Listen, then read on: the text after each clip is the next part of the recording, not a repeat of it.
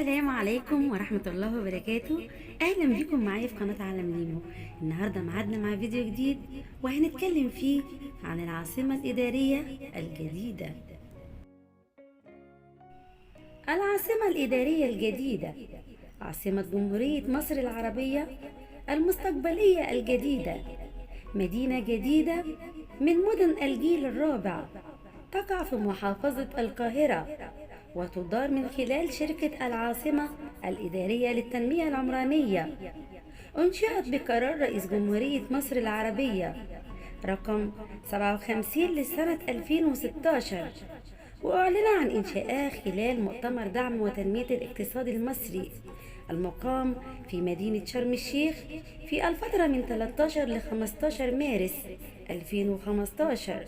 وتم التعاقد مع الإمارات العربية المتحدة على إنشائها خلال فعاليات المؤتمر.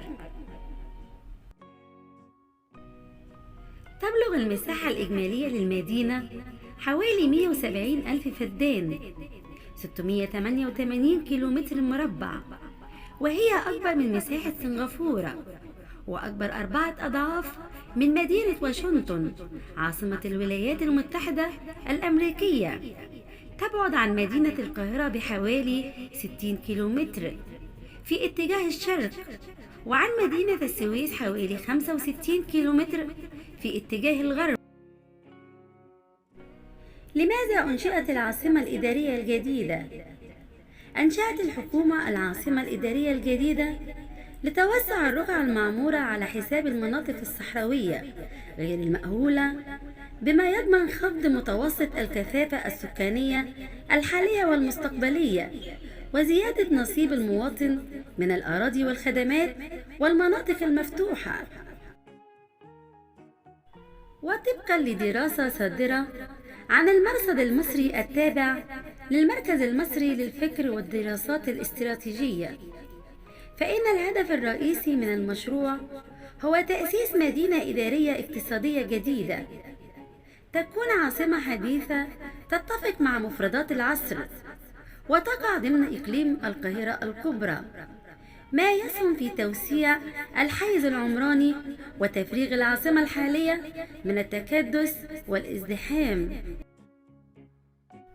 بالإضافة إلى خلق منطقة جديدة جاذبة للاستثمارات، ذلك فضلا عن خلق إمدادات طبيعية للمدن التي أصبحت تختنق بالسكان نتيجة النمو السكاني المتزايد دون التخطيط لأي توسعات عمرانية، الأمر الذي خلق مستوطنات عشوائية وتعديات على الأراضي الزراعية نتيجة البناء العشوائي، وهو ما سوف يسهم في القضاء على أزمة المرور التي تشهدها القاهرة، التي يقطنها أكثر من 10 ملايين نسمة بخلاف المترددين عليها.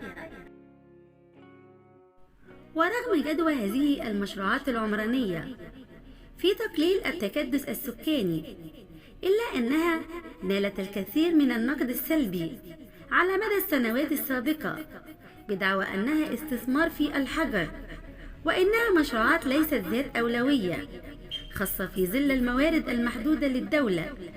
وكانت العاصمة الإدارية الجديدة على رأس المشروعات التي نالت نصيب الأسد من الانتقادات السلبية، بدعوى أنه مشروع ليس ذا جدوى اقتصادية واجتماعية على المديين القريب والمتوسط، وأنه قد بدا ميزانية الدولة الكثير، أو أنه مشروع ترفيهي الهدف منه رفع الروح المعنوية للمصريين، وصولا إلى القول إن انتقال الحكومة إلى العاصمة الإدارية الجديدة بداية نهاية العاصمة القديمة.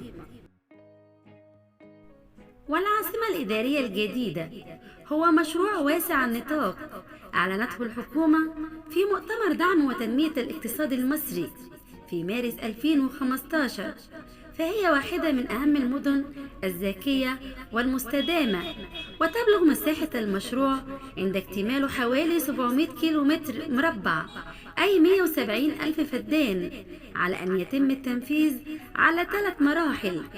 وتبلغ مساحة المرحلة الأولى من المشروع نحو 168 كيلومتر مربع، 40,000 فدان، أي نصف مساحة القاهرة تقريبا، والتي تبلغ نحو 90,000 فدان.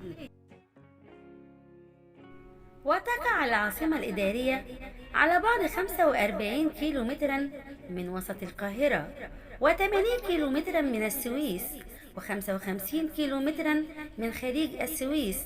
وتتميز بموقعها القريب من مشروع تنمية قناة السويس ومدن شرق القاهرة بدر والشروق والقاهرة الجديدة.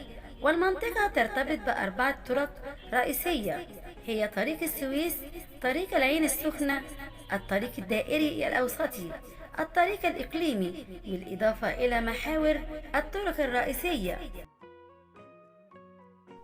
وتخدم منطقة العاصمة الإدارية الجديدة والمدن المجاورة لها شبكة مواصلات مخصصة ومتنوعة، منها إنشاء المونوريل والقطار الكهربائي، إلى جانب حوالي 1000 أتوبيس، وكذا محطة مترو عدلي منصور المركزية، وموقف السلام الإقليمي، ومطار العاصمة الإدارية الجديدة. وتشمل العاصمة الإدارية مقرا للرئاسة والوزارات والبرلمان، وأحياء سكنية، وحيا دبلوماسيا، وحيا ماليا، العاصمة المالية لمصر. ويشمل المشروع كذلك مطارا دوليا على مساحة 16 كيلومتر مربع، ومراكز تجارية بمساحة 402 كيلومتر مربع و90 كيلومتر مربع من حقول الطاقة الشمسية. وستتضمن المدينة شبكة واي فاي عامة، مما يجعلها منارة للبنية التحتية للمدينة الذكية.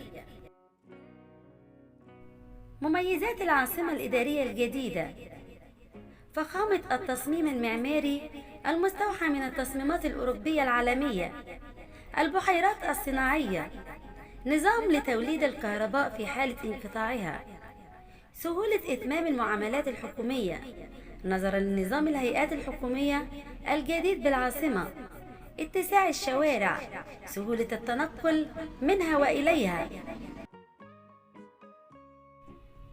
احتوت العاصمة الإدارية الجديدة على العديد من الخدمات والمرافق التي من شأنها المساهمة في رفع مستوى العاصمة الاقتصادي والبيئي لتضاهي العواصم الكبرى في العالم.